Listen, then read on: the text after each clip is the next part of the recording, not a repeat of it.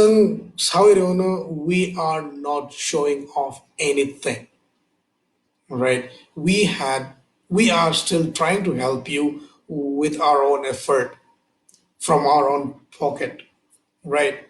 So please understand our effort and tireless help to you guys. This is the only request.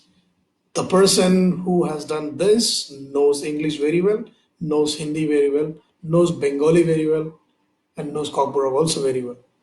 So I am just pointing you indirectly, not taking your name. Please respect our work. This is a disappointment for us and for my team. My team was disappointed and they told me that I am not going to deliver any more food items or anything today because he was disappointed with the first case that he was delivering today. That was really, really not acceptable. We are here to help everybody with whatever the ways we can.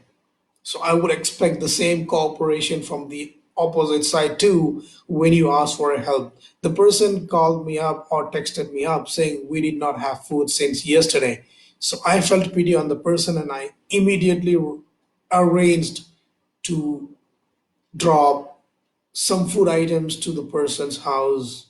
But when the person reached their house, they misbehaved with the person who went to deliver the things.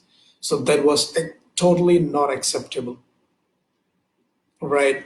We had been doing this work since long from now and by now, not taking care of our health, not bothering about ourselves. I also have family. My team also has their own family.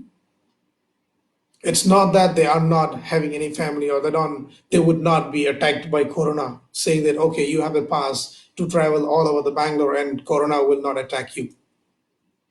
Right? Corona will not say that you have a pass, okay, I will not attack you. Sorry, you can go off.